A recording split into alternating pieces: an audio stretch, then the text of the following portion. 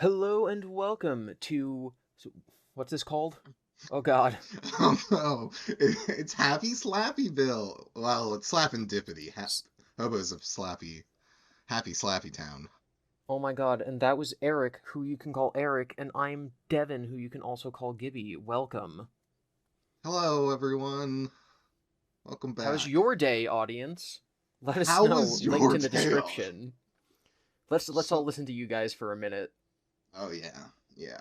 Listen to that inserted audio. OMG, me too. That's Make, crazy. I've never makes me done feel that. like I'm Dora the Explorer. Dora was cool. All right. Well, before we launch into the amazing discoveries this weekend in Happy Slappyville, I really want to talk about one very simple, non controversial topic. I don't like this bait. Okay.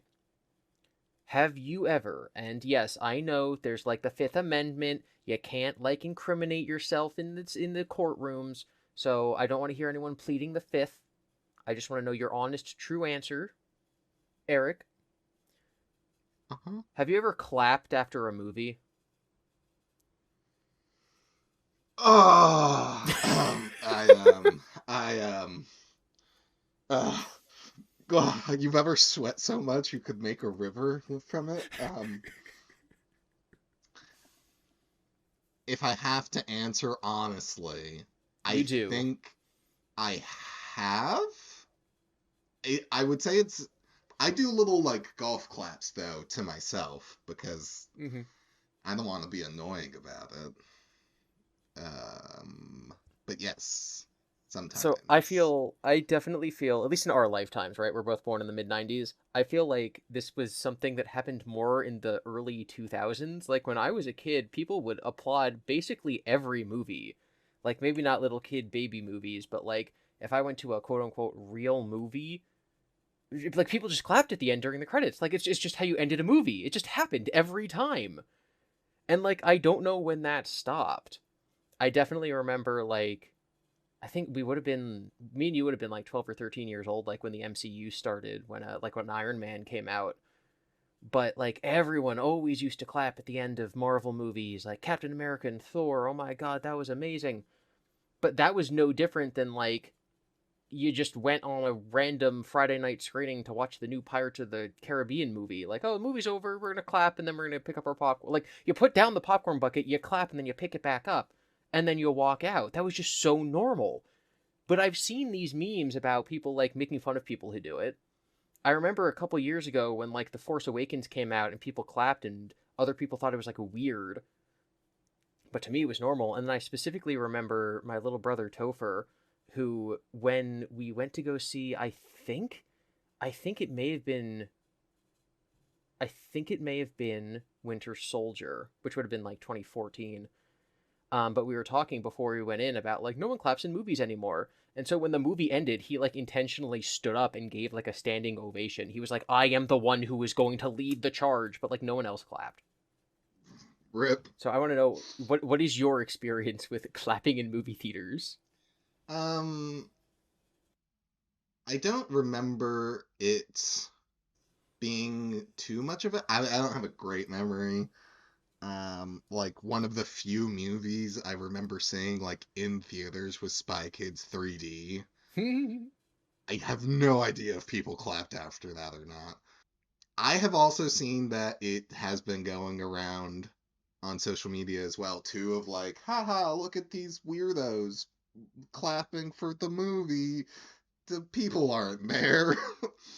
Or whatever it is. I don't know. They can't hear you. They can't Yeah. hear you.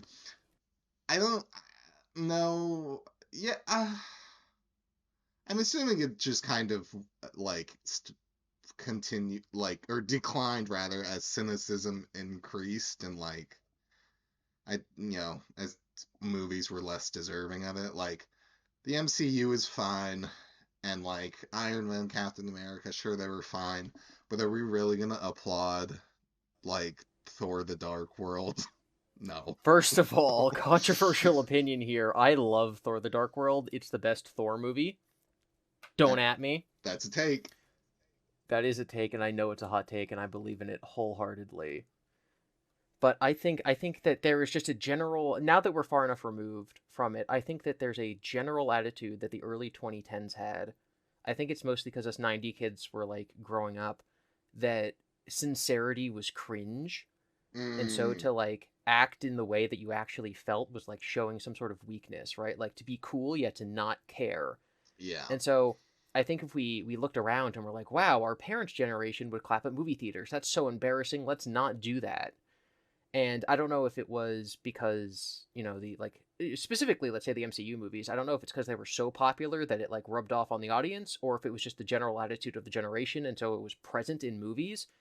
But the MCU's attitude of like, we're going to lampshade everything that's potentially silly about comic books. You know, we're going to say your name is Ant-Man, and he's going to go, "Oh, really? Can we change the name?" Like every joke, every serious moment has to become a joke. Everything that's potentially like, "Oh, we can't take ourselves too seriously because then we're going to be sincere." Like I really think there's a general attitude in the early days of the 2010s that sincerity was viewed as this very bad thing. And I don't know if it's because I'm almost 30 now or just because we were in that period for so long, but I think one of the things I value most out of like media is just pure sincerity and just like going for it. I thought it was a huge breath of fresh air when I recently went to go see a new horror movie that is currently in theaters. It's called Imaginary. It's about this little girl's imaginary friend who's like takes the form of a teddy bear, and then it gets angry and starts like attacking people. And it's like a normal PG-13 horror movie, haha, kind of silly, but it takes itself really seriously, and not in like a stupid way, but like no one looks at the camera and goes, "OMG, it's a teddy bear." Right? Like it right, takes its yeah. premise seriously, and it was so refreshing. It turned like a 2-star movie into a 3-star movie in my opinion. So I have very Yeah. strong feelings about sincerity. Like I watched the old Spider-Man movies recently, the Tobey Maguire ones, and like they take themselves so seriously even though they're so campy, and I love it. I feel, yeah, I mean, Sam Raimi's Spider-Mans are just so good. I, I wouldn't, like, that's an interesting point you bring up, because I wouldn't have brought sincerity up for that. Like, to me, that's just how movies were made. Like, it was too early for, I think Spider-Man 3 kind of, I think it was made in '08 or something.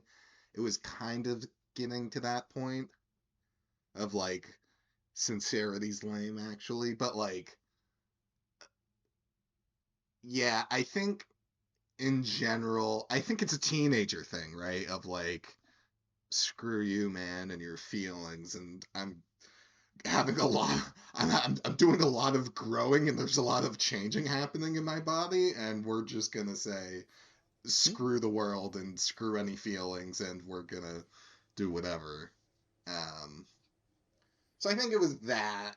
Yeah, and I think unfortunately because our generation was so big and influential that a lot of things just catered to Mm, millennials. And so because, when millennials were kids, kids entertainment was all the rage. That's how we end up right. with SpongeBob. When millennials are teenagers, we get the MCU, and then, everything's all about, being an edgy teen. And now that we're in our 30s mostly, me and you are some younger millennials, we have more stories that are about like parenthood and like the weird age of growing Right. up and like terrifying things. I think that might end up happening with Mm, Zoomers in like, no, actually not Zoomers, like Gen Alpha in like 5 years. We're gonna see like a genuine attempt to like appeal to them. I think that Zoomers are gonna be like the lost generation. I think that millennials are in charge right now, and then it's gonna be Gen Alpha that like leads everything. The people who are currently like it's 5 years old. possible. Um, I mean, that's quite the take. I feel like Gen Z might get their moment, but I could also see them kind of being like a Gen X of like we're just gonna coast on by, like slip past. Now, if you don't mind, it's kind of interesting you bring some of this up because I have a note sheet of topics I wanted to bring up, and you didn't quite get there, but it's close enough, and I'm gonna take it. So you brought up how everything is being catered to for millennials. And I was really hoping you were going to bring up the new Netflix Avatar: The Last Airbender adaptation remake. S- So Eric, you know how like half an hour ago you texted me and you're like, "Hey, I'm ready when you are," and I said, "Give me 10 to 15 minutes." Yeah, Do you want to guess what I was doing? finishing up an episode of Avatar: The Last Airbender Netflix edition. Yeah, I'm halfway through the Blue Spirit episode. I didn't actually get to finish, but I'm like, you know No. what? It's almost like the time we were supposed to record, so I'm gonna pause it. But yeah, that is in fact what I was doing. LOL. I am in Oh your lordy. brain. So, the thing I would like us to discuss today is adaptations. And I think Avatar: The Last Airbender, and the Netflix adaptation is part. It, there, there's so many different ways to go on like adaptations. Um, we're gonna start with Atla, and we'll see if we can work our way, and maybe I'll bring up other points along the way. So I will say that, like, the first of all, I haven't finished season one of Atla on Netflix, so I don't know yet. Um, I think one of the things we're gonna reach is and I hope this leads to good discussion. I think me and you might have some serious disagreements about the nature of adaptation, so I'm glad that we're gonna start on this. So I would love to invite you to say what your initial thoughts were. Ooh, interesting, spicy. Everyone get their popcorn. Hmm. Um, Okay, I'm so sorry. I'm so sorry. I have to take this tangent and grab it and grasp it and grasp life right here. Um, so as people might know, I work in a movie theater, and our movie theater has a bar. And we recently went through our back storage room and found a lot of like expired stuff, and we threw it all away. And whenever we have expired stuff, we're like, hey, does anyone want to take this home? It's not like it's dangerous, we just can't sell it. So I ended up with this spice called Tajin that you use to sometimes like put on the rim of bar glasses. Like there's white salt, black salt, Tajin, whatever. It's like this weird spicy lime flavor. do you mean tahine? Yes. Just like with French, I don't pronounce Spanish correctly either, okay? Watch last week's episode to get that one. So I have this Tajin, and I have it at work, and I'm like, you know what I'm gonna do? I'm gonna try to see what this tastes like on top of popcorn. Ooh, And let me tell you, I am a fan of some spicy popcorn. ooh, Which is why I says launched into some. that story when you said grab your popcorn for some spicy takes. Sorry I had to. It's fine. My very quick aside on popcorn is the weirdest popcorn combo I've ever done is pickles and popcorn. It was weird. I didn't like it, but a friend made me. That's rough, buddy. Do you remember when your old boss wanted to make caramel popcorn, so we made popcorn and then put actual caramel syrup on it? Not remember that. But let me remember it for you because you were there.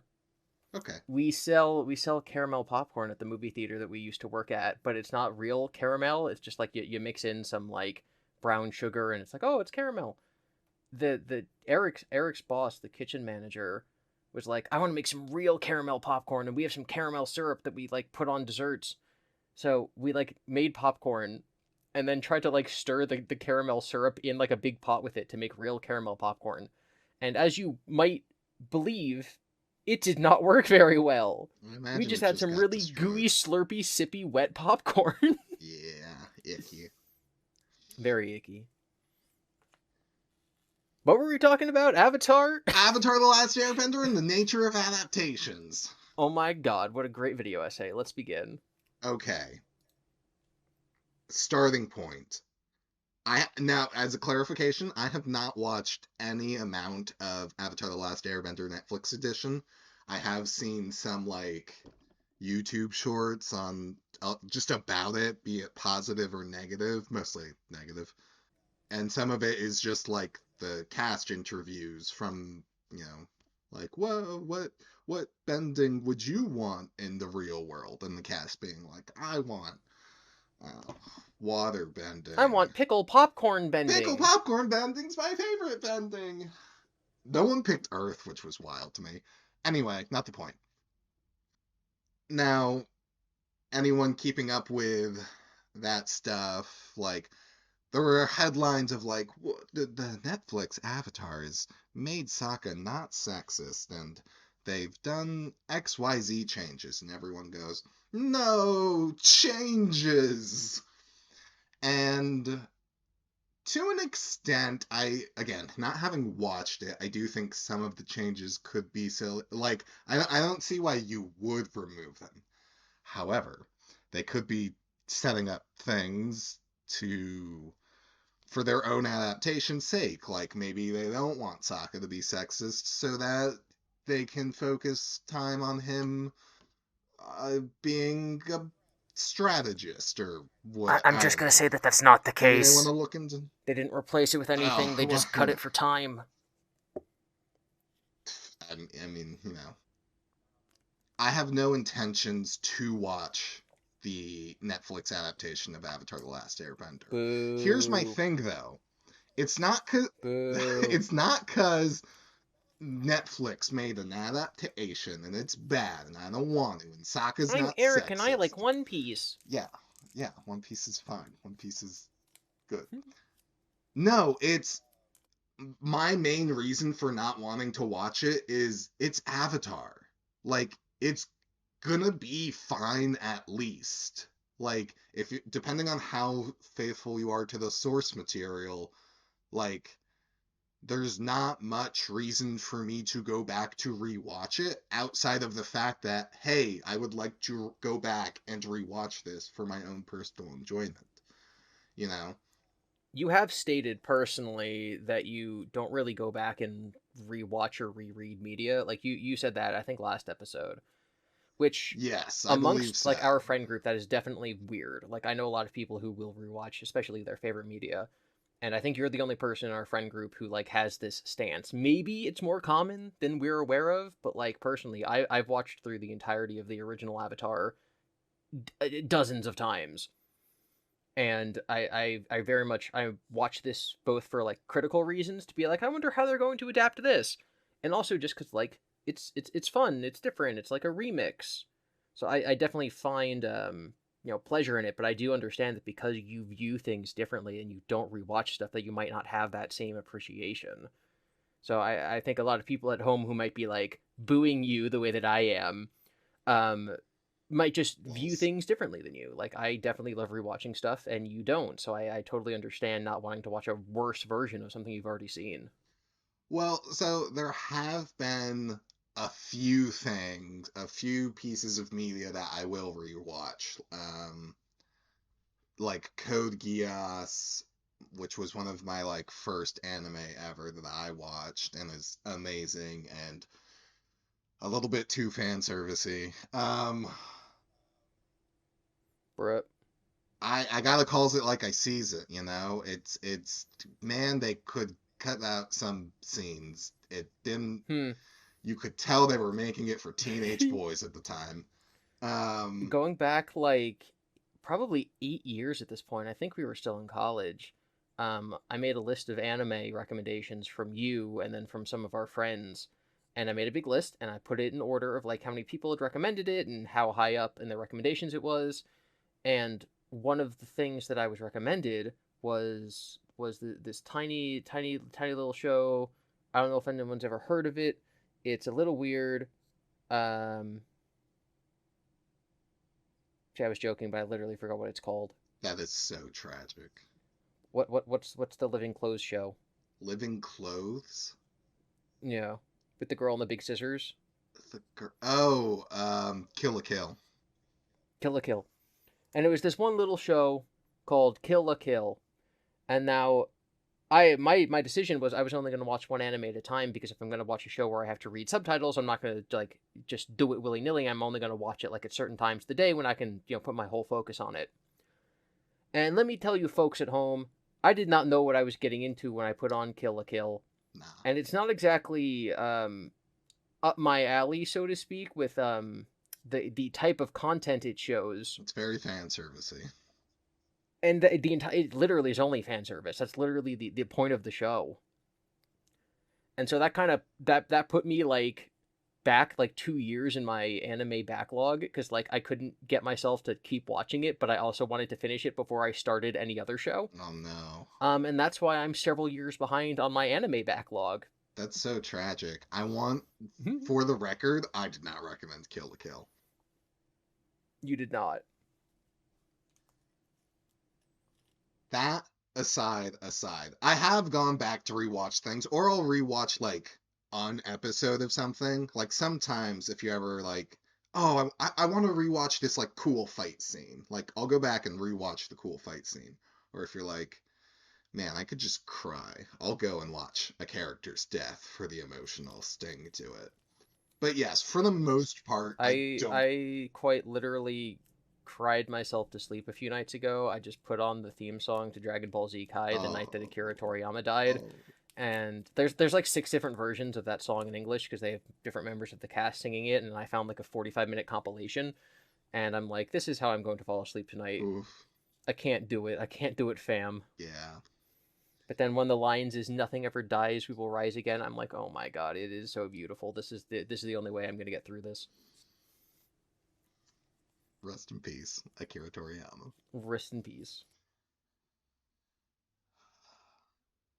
All of that being said, and me not knowing how to transition well,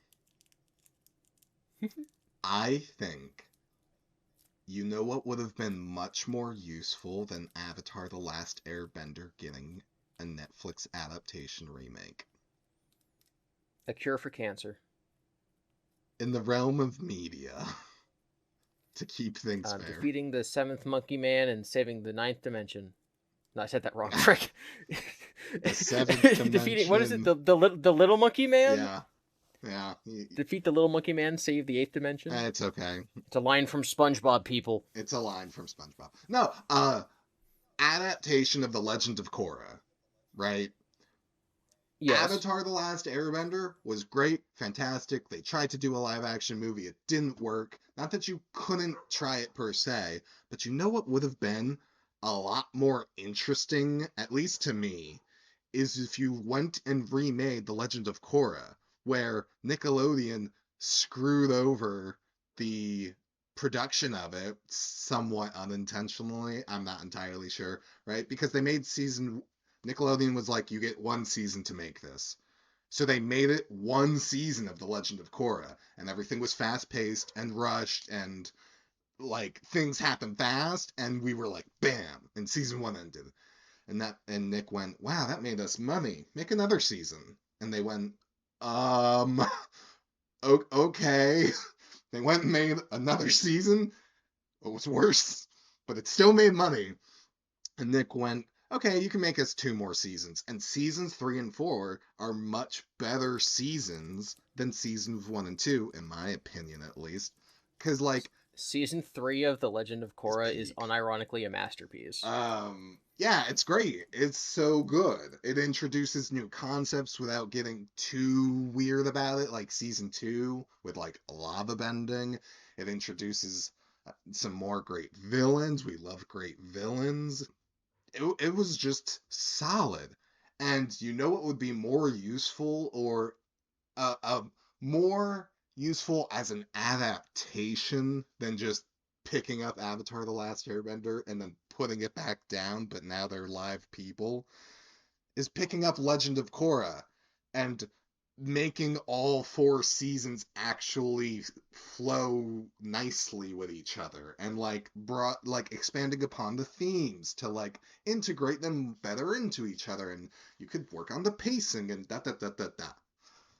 Like, why, like, if you're gonna adapt something that's basically a masterpiece, or as close to it as the mass population can agree that Avatar The Last Airbender is, why bother chasing that, like, golden goose egg that you aren't gonna catch when you could take this silver egg and polish it and upgrade it to a golden egg? That's how polishing works. That's how, I mean, my metaphor broke down a Yeah. little. So this isn't my idea, and I wish I remembered which YouTuber said this, but a YouTuber said like instead of making the live action Avatar, they should take money, like a serious budget, and they should go back and they should make the original series in widescreen. They should extend the frames. They should clean up some of the bad animation, especially in season one. There was a lot of times when they used CGI because it was just slightly cheaper and it looks really bad. Mm. And so you use the money and you make a show from 2005 look like it's from 2024. And I think that Ooh. people would genuinely like prefer that. Then we take something that's already almost perfect and make it slightly better. And that's better than just having another failed adaptation of the same story. Yeah. And even if it's not a fail, right? Even if the Netflix is just mid, right? It's not bad. It's not like no one's gonna be like, this is the hey man, I want to get into watching Avatar: The Last Airbender. How should I watch it? Oh, you should watch the Netflix version. Like that's never gonna happen. That's Pain. crazy. Pain. Um, so take your time, make something bad or not as good better. Like make actual improvements to things.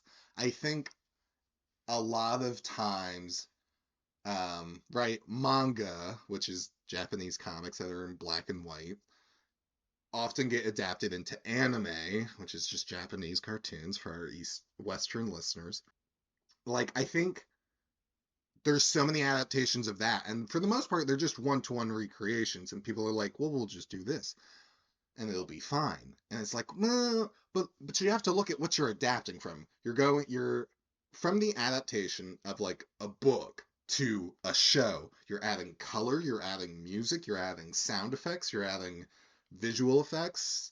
Like even if it's just a one-to-one copy, so much is being added just because it's in a new medium that like perhaps it's irresponsible to take away a character's like personality traits or side goal to focus on other aspects of the thing.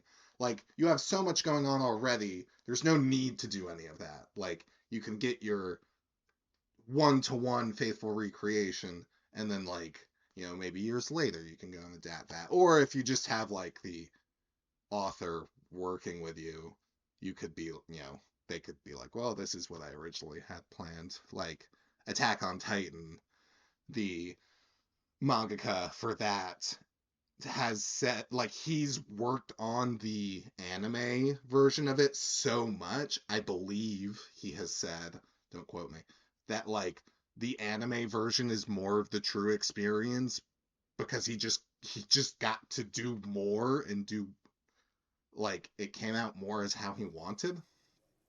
So in that situation, sure. I like how you explained that manga is Japanese comic books, but then just said I mangaka and mean, didn't be like, yeah, that's what you call a listen, manga writer. I know. So I think like let's specifically say manga and anime because typically with American comics we don't just turn them into like straight adaptations. Like even when DC takes their specific comics and makes little animated mm-hmm, movies, they usually change a lot of stuff. I know a lot of people who complain about anime adaptations of manga because like the way that a line is read in their mind when they're reading on a mm, page is different than like the way the voice actor chose to say it, or they'll be like the English version voice actor is actually good. The Japanese voice acting emotional wasn't even that good. So in this case, the dub is better, but only for this scene. Or like the music that's put in the background changes the tone of the right, scene, or like because they added color, it's now like different than how like. No matter what, you're gonna have people who, if the adaptation doesn't live up to what they saw in their mind, it's not as good, which kind of actually makes it like, if you're a certain kind of person, the less information there is in an original piece of work, and the more your imagination can fill in, the better the experience is going to be because you can like right, direct it, right? Like a book gives you way more freedom than a comic book gives you more freedom than an anime gives you more freedom than something that's live action with an actual human like face in front yeah, of you. And so I don't know if there's really any appeasing people who just are so set in their ways that they're going to refuse or reject any sort of different interpretation. Like I'm very much in the Star Wars fandom, and that's a series that's had a lot of revisions over the years. Like forget just like, oh, they changed this line of dialogue between releases or they changed this scene. There's sometimes when they just color correct something differently, and people will literally be like, in the original version, when the sky was gray, it gave us this like gloomy tone, and that's how you're supposed to feel in the scene. But now that it's more purpley blue, it completely ruins the shot Oh, composition. Like unironically, people complain that they added the sky to certain backgrounds in like the fifth Star Wars movie in Cloud City instead of just having like a blank wall. Like they added a window, and they're like, "This changes oof. everything." So I guess too long didn't listen. People are going to complain about literally everything if it's not exactly what they This imagined. is true, 100% true. Like, I think, I mean, I don't know. I didn't read the books, but a slightly more, perhaps a slightly more relatable approach is like the Harry Potter Goblet of Fire, where like Dumbledore yells at Harry for putting his name in the Goblet of Fire, and then in the book it's like Dumbledore calmly asks Harry, "Did you put your name in the Goblet of Fire?" So, unironically, that's a as much as I'm in the Star Wars fandom, I'm also in the Harry Potter fandom. I think we talked about this in like episode 1, but I don't have that big of an issue with that change because the change sort of fits like the scene that it's a part of, right? Like you can take like because they changed the entire atmosphere of that part of the story, because they made it something more serious and like, oh my god, we have no idea what's going on. Having Dumbledore be angry and assuming Harry's an imposter and coming at him with his wand is a change that makes sense because of the other changes around it. Whereas other locations in the Harry Potter franchise, specifically my go-to example is always the third story, the third book, Prisoner of Azkaban. They changed basically the entire ending of the book slash movie. They changed the climax where the original is structured like an Agatha Christie style mystery, like a classical, Sherlock Holmes style detective story, where there's this big climax, and then all the characters stand in a room and they all explain their motivations to each other, and there's like, oh my god, when you said this, it actually had this double meaning. And everyone goes, oh my god, that's crazy. And it's like the author pointing out how clever they are that they were like able to hide hints throughout the story, and everyone's like, wow, that's really cool. And when they translated the story to a movie and made it much more action adventure focused as opposed to a mystery, that scene is still in the movie, but it becomes just like another action scene. It's like, oh, and then the rat runs through the walls, and then he's jumping on the piano, and then there's like an explosion as they're shooting spells at him, and he's dodging them. And then they don't have the explanation scene. If you're a Harry Potter fan, if you've read the books, you may have never realized that within the movies, they never say who the Marauders are. In the books, it's very clear that the Marauders, Moony, Wormtail, Padfoot, and Prongs, are Lupin, Sirius, Peter, and James Potter. Like, those four characters are those four characters. In the movie, you're introduced to both sets of characters, but they literally never have time to say that they're the same people. Like, it just doesn't address that. Because when they were making the movie, they kept Mm, in, I'm going to say, the, like, vestigial elements of the mystery, but because the movie isn't a mystery, those part of the plot just don't go anywhere. Vestigial refers to like your like appendix, right? Like it's a part of your body that doesn't do anything anymore, but it's still in there and is just taking up space. So within this story, there's stuff that's left in there back when the story was a mystery that's still in the movie, but then it doesn't go anywhere because the movie's not a mystery. And I honestly think, and this is definitely a hot take in the Harry Potter fandom, I think that the third movie is one of the worst simply because it drops the ball so much in one of the most interesting aspects of the entire franchise. And it doesn't treat the big reveal and the mystery like a mystery. It just treats it like another action scene. interesting stuff. That explains your hot take. I never knew the reason behind it, but that's not a that's not too shabby. Yes, I genuinely do not like any of the Harry Potter movies after the first two, Oof. just because the first two are direct adaptations of the Well, books. They leave out some of my favorite scenes and characters, but like I think they're really solid, slightly over 2 hour long adventure movies, and then the rest of them I just think are not good. But that's just me being a whiner, I'm just like the people who are like, I hate that they the changed the way color that in the Piccolo says sky. this line, because in my head, he doesn't say that. Yeah. Yeah. Adaptation going too far. Maybe not going too far, just diverged too hard. incompetent adapters, maybe. Yeah, because you can't really be like, I mean, they did it, so I guess they can. But like, here's the threads of the mystery, and then blah blah. There was no mystery. I was, I did know, like back in the day when Harry Potter was more popular, there was a bunch of like Marauders content, and I was like, who? And then like from watching it, I pieced it together. But I was like, huh, why did they never talk about this? Yeah, I mean, I could talk about a lot of Harry Potter-ish stuff for hours, but in like the Goblet of Fire, one of the reasons that book is so long is because it drops all of these like these clues and these hints and these plot threads, and like there's entire portions of chapters where the like characters are exchanging information, and you're like you can solve the mystery of the Goblet of Fire by reading it.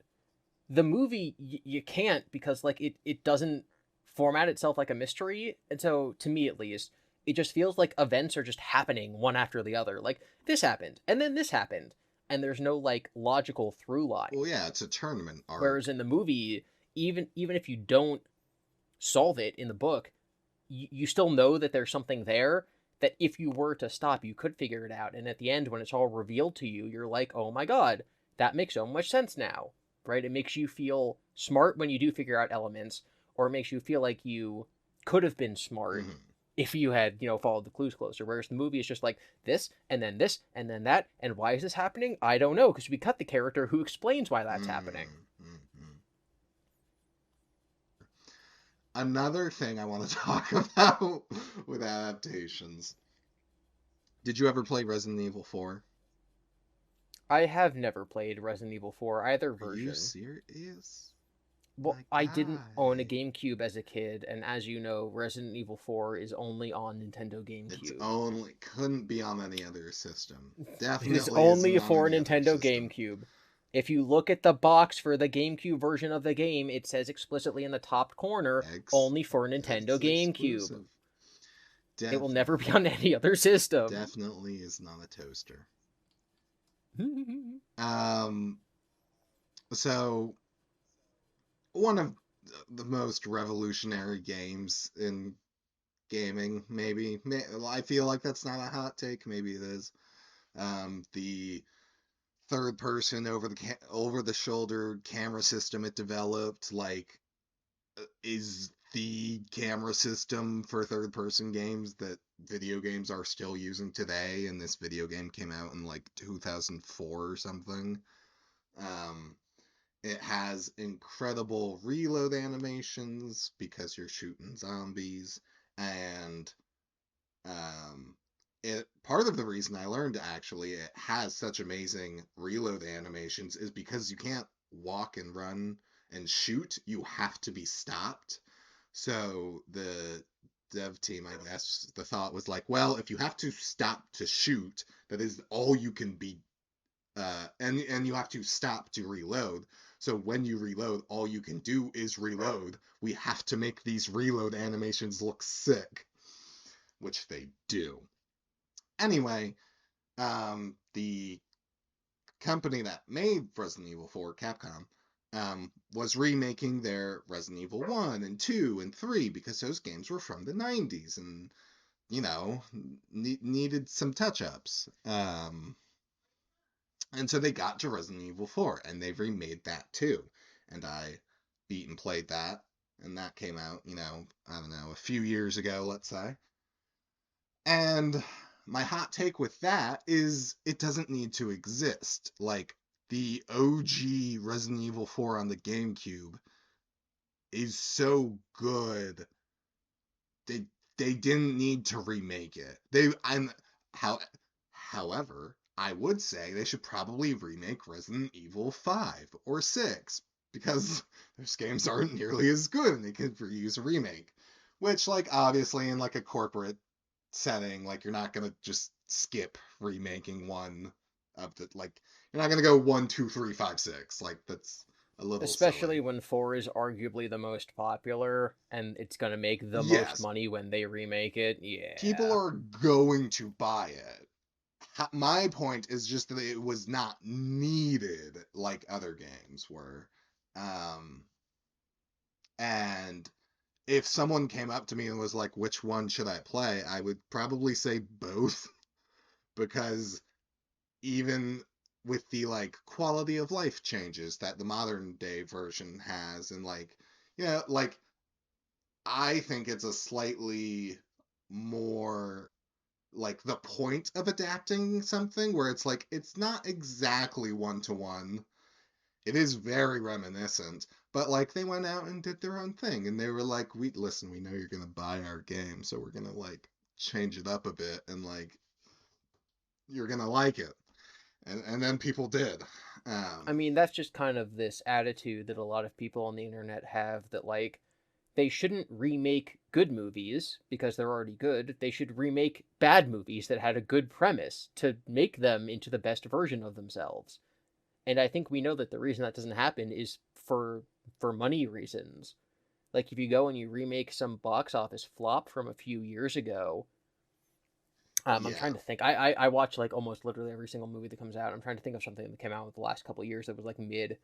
Um, I don't know, like Gemini Man. That was a Will Smith movie, and it used a lot of really expensive technology because first of all, they shot it in like high frame rate 3D, and it just sure. looked really ugly and like not that great.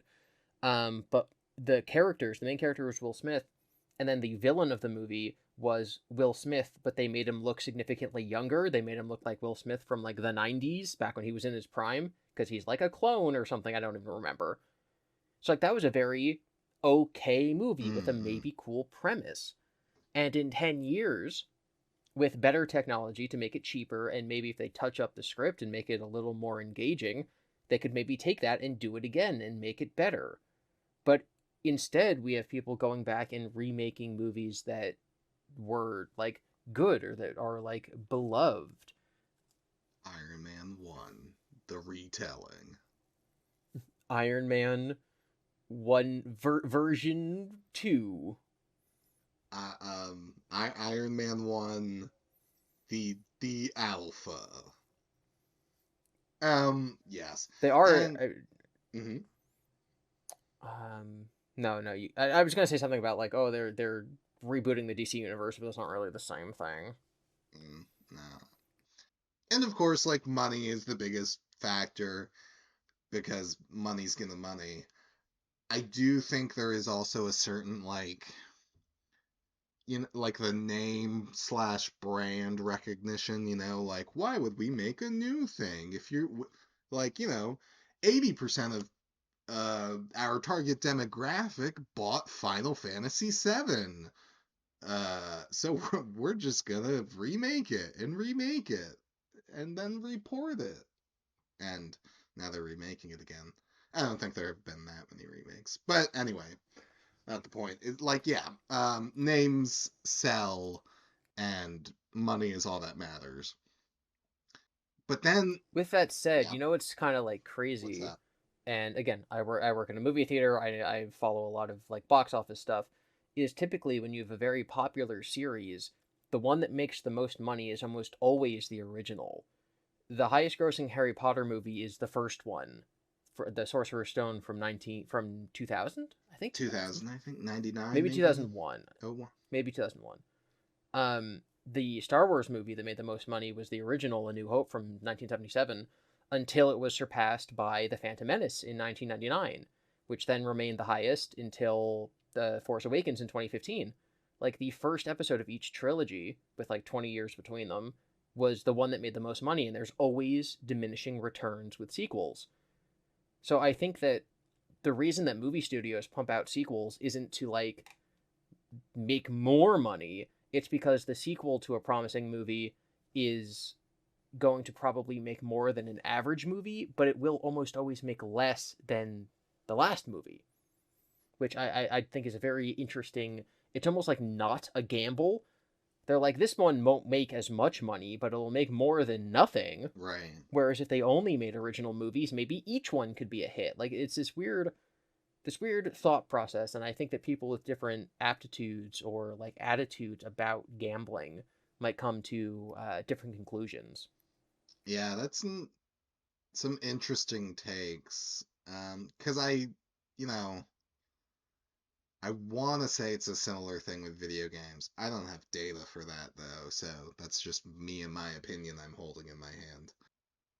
yeah, though, like, and it's kind of, it kind of sucks in a way of like, well, let's not do something new and creative. Let's just make something we know is gonna sell mostly. And it's like, yeah, okay, company's gonna company, but like, you could take a gamble once in a while. Like, I don't know, make a movie about an imaginary teddy bear friend, or a cocaine bear, or a bullet train with a bunch of mercenaries on it. I don't know, man. Great film. It's on Netflix. Great film, great film. So I do want to say regarding video games, maybe this is different for other series, but because Yes. my main video game franchise, right, is Legend of Zelda, and I know that at the time, Ocarina of Time was the when it came out, it was the best-selling Zelda game by like a wide Yeah. margin, and then it had something like 8 million sales, and then Majora's Mask had the next game had like less than half of that, and then Wind Waker had like also less than half of that. And it wasn't until Twilight Princess that it had slightly more than that. It had like close to 9 million sales, right? And then the next couple, down, down, down, down, down, the handheld games had like way less. So you had these weird peaks. So Eric, I want you to guess how many sales you think Breath of the Wild got. If Ocarina had about 8 million, Twilight Princess had about 8 million, all the others are hovering around 4 million. How many sales do you think Breath of the Wild has? 20 million. 31 million. Dang, I was close. So this game that acts almost like a reboot to the series formula reset this like downward trend of sales. It started Yeah. high in the beginning with Ocarina, and then down, down, down, and then there was a weird spike with Twilight Princess, probably because it was a Wii launch title, and then down, down, down, down, down, down, down until a huge spike with this relaunch, this reboot requel thing. Yeah. So that kind of does follow in the same formula as the Star Wars movies, where the first of each trilogy is the highest performing by far. Yeah, yeah, yeah. Yeah. Part of me wonders if sometimes it's us or the problem. Like, do we as consumers need to be more demanding in what we want from our companies strangling us on the bed? Or do we need to, like, maybe there's nothing wrong. Maybe we want to be strangled. Maybe we just want the same Maybe we're into that. games. Yeah, maybe we're into what's going on. Which part of me feels like that can't be true. And like, maybe it's just that majority minority thing. But I would much rather have, instead of 9 Fast and Furious movies. Hey, there's 11 Fast and Furious Oh movies, my gosh. and I don't argue. So even. there's the 10 main in the franchise, and then I don't. there's Fast and Furious Presents Hobbs and Shaw, which came Yeah. out like after episode 9, but before 10, I think. So that makes 11. But there's also a weird spin off. Okay, so there's a character from the third Fast and Furious movie, and he played a I'm cutting you character in a off. different movie by the same director that actually is completely unrelated to the Fast and Stop Furious it. franchise. Stop So it's it. kind of like a merging, right? Stop It's like it. imagine if you will, Eric, that there were 10 I Iron want Man to mute movies. you. Imagine that there were 10 Iron Man movies and one Captain America movie that took place during World War II. But because Captain America then becomes friends with Iron Man, people have to be like, oh, there's 10 Iron Man movies, and then this weird spin off that no one ever talks about with the same actor playing the same character, and technically there is continuity, but it's not really the same, okay? And that is why there are 12 Fast and Furious movies, of which I have seen 3. I'm not a fan of the franchise. I just know that. It's just a fun fact. You steep in that silence, mister. That that was poopy. Um I have not watched a single Fast and Furious.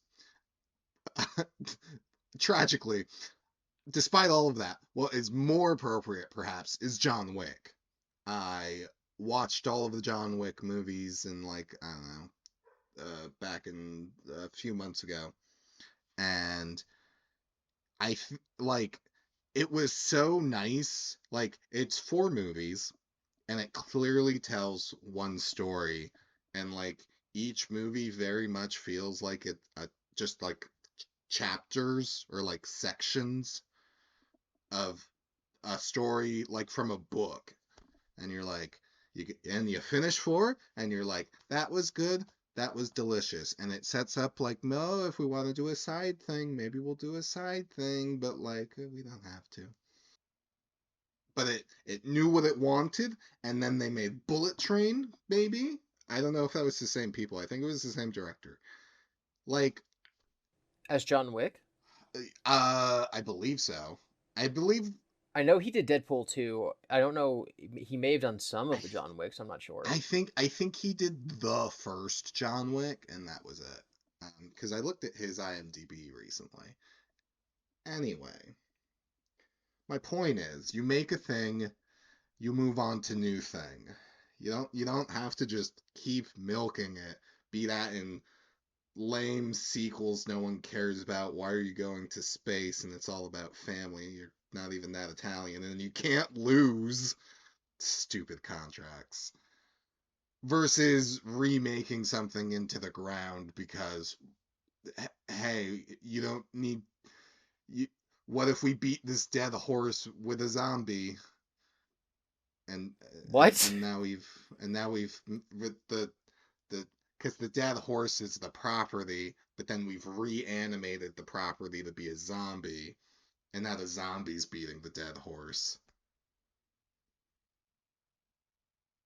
Gosh, that just didn't work. No, no, it was good. You can try again. Maybe in a couple years we can reboot this idea and you can attempt to make that metaphor, but it'll be better this time. Oh no. Give me into the break. Give me into the break. I can't be here. Give me into the.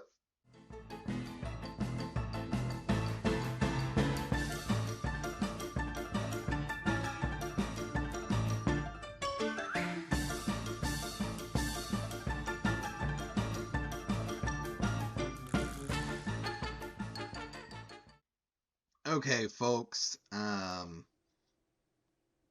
We don't have mail. I'm sorry. So instead of mail, Gibby, do you have any closing remarks on the nature of adaptations and remakes and sequels? So I do want to talk about one like remakey thing actually. Okay, Okay, so lay it on me. there's a movie. It's an on the topic of like anime and live action stuff. There's actually an Asian movie I want to talk about. From 2002. It's called Better Luck Tomorrow. Have you ever heard of it? No. It's an indie film. It is a crime drama.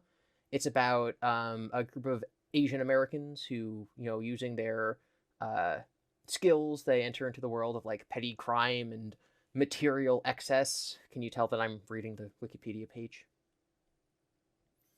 Maybe. So it's about this crew of guys, and they get around to just, be, oh my god, I'm a basketball player, oh my god, I'm gonna go sell some drugs, oh, I'm doing all Hello? this stuff. So very long story short, one of the side characters in this movie, um his name is Han, and at the end of the movie, he goes, and he's like, you know what I'm gonna do, you know what I'm gonna do 4 years from now, I'm going to be in another movie called Fast and Furious Tokyo Drift, where I'm going to appear as the same character being played by the same actor, and I'm going to join that franchise because that makes Better Luck Tomorrow officially the second movie in the Fast and Furious franchise, okay? And that is why it is important.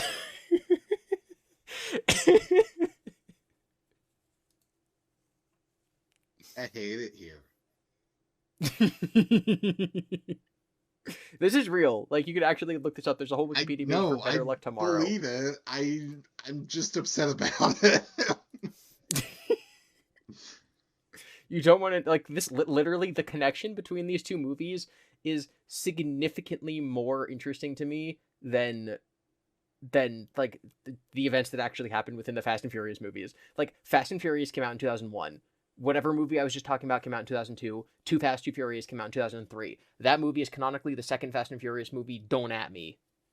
There's our takes. Spin-offs should count just as much as any mainline numbered title.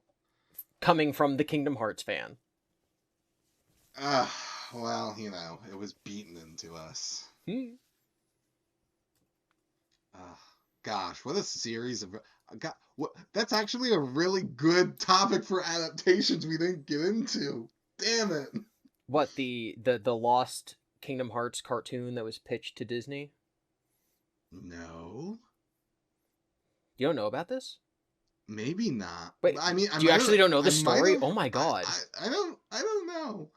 I want, but Okay, so this okay, guy okay, this guy pitched a cartoon based on Kingdom Hearts to Disney in the early 2000s when the games were first coming right, out, and he made, like, I'm gonna call it an animatic. sure, It's like not quite real animation. It's like moving pictures and stuff like that. And it was his pitch to Disney. hmm And because Disney owns the property, right? It's not like they can say no and he can go shop it to a different network, right? Because Disney owns Kingdom right, Hearts. So they say no, they don't pick it up, whatever, travesty. Although, to be fair, making a TV show around Kingdom Hearts right after the first game came out with no other media, probably, especially in 2002 on a TV, Disney Channel budget, probably would not have been good. probably not. So he shelves the project and does nothing with it. And over the years, obsessed Kingdom Hearts fans are like, "Hey, buddy, we really want to see this little animation you made. Can you leak it online?" And he's like, "No, that's illegal. Disney Hills. owns it. Like me spreading that and you guys downloading it is literally piracy. I would be spreading someone else's copyrighted material just because I happen to own a copy because I happen to be the animator. hmm Like a director can't just leak their movie online for free because the studio is the one who paid for it." Right. So then I believe the story goes that a few years ago he got in a car accident and that made him reevaluate a lot of things in his life. And he's like, if I had died, the world would never have gotten to see this thing I worked on that I got really proud of. So he then went out and intentionally leaked the animation that was part of the Kingdom Hearts TV show, and so now it's available on the internet. I think Disney took it down, but once something's like online, once one person has it, Yeah. anyone can have it at any time. You can upload it to YouTube and then it'll get taken down in a couple hours, but it still means it can be spread. Right. So we have this animation now, and it took like 20 years for it to get out there in the public. If you haven't seen it, Eric, I'm surprised. I expected you would know about this story. Yeah. No, I've never heard of this. Yeah. Wild. I do want to wrap it up, but just to really quick. I think we didn't talk about the Kingdom Hearts remakes at all, which is kind of a shame because they're such a wild take on remakes. They took video games and then just made movies out of them. So now, if you want to play the video games, you have to obtain them via whatever means, as well as the console, like a DS or, uh, I think it's just the mostly 2DS a games. Yeah. 3DS. Yeah, Yeah. and it's 358 over 2 days and recoded. But they were like, yeah, who cares? We'll just make them into movies. And I'm like, no, 358 was great. What are you Yeah. doing? Why, why, why would you rob me? They took And 2 games from the PlayStation 2 and 2 games from the Nintendo DS, and they put them on the PlayStation 4. And the 2 PlayStation 2 games they I swear, upgraded. They made them look better. They made them work on modern consoles, and they're great. And the 2 Nintendo DS games, they took out all the cinematic scenes from them and just made it into yes, like a movie and put it on the disc. yes, So they've currently remade every Kingdom Hearts game to put on the most modern console so you can play them now, except for these 2 games from the DS that they've only ever made into movies. And that sucks because the game you're talking about, 358 over 2 days, is one of my favorite Kingdom Hearts games. And the fact that it's stuck on the yeah, DS mine too. forever sucks. Like, yeah, I love the Yeah, story, but the story isn't as meaningful if you're not playing through all the missions. yeah, I would have and loved to getting have it seen a take all on that down on as modern movie. consoles. Yeah. Yeah, no, it could have been. I think that was one of the dumbest decisions they made with those remakes. No, that is the dumbest decision with the remakes, and it's one of the dumber decisions in the series as a whole. And it's so weird. And like, I bet you they looked at it and went, well, these DS games didn't perform well, so we're just gonna make them movies. And it's like, well, it's a handheld console versus a real console versus a mainline title game versus the spin-off game, which is still just as important, except for recoded, recoded. Um, I remember when you lent me your copy of Recoded, I accidentally overwrote your save file, and I went to you in high school in the morning. I was like, Eric, I deleted your save file. And I believe your response was that it was recoded and you didn't care. yeah, probably. Probably. And you know what's sad about all of this, though? Is this kind of proves them right.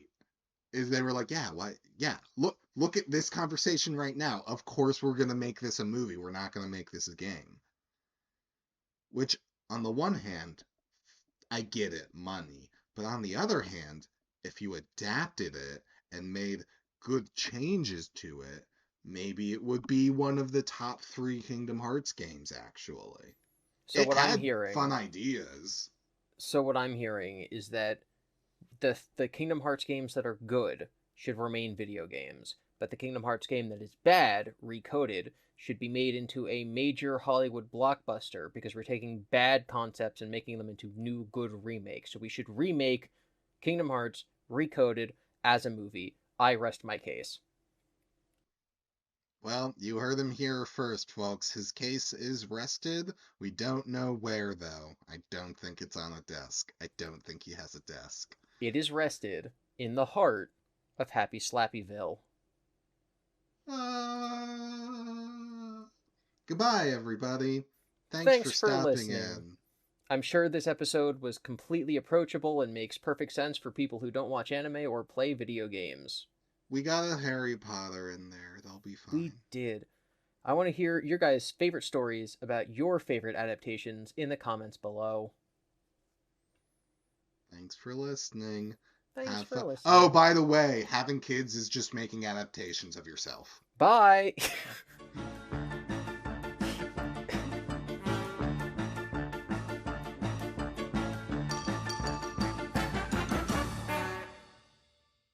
Having kids is actually more like mixing together two separate franchises. Okay, there's yours, but then there's also your partner's.